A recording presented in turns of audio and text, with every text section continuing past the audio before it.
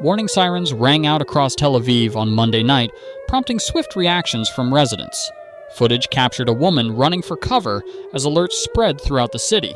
According to officials, Israel's defense system successfully intercepted a missile launched from Yemen.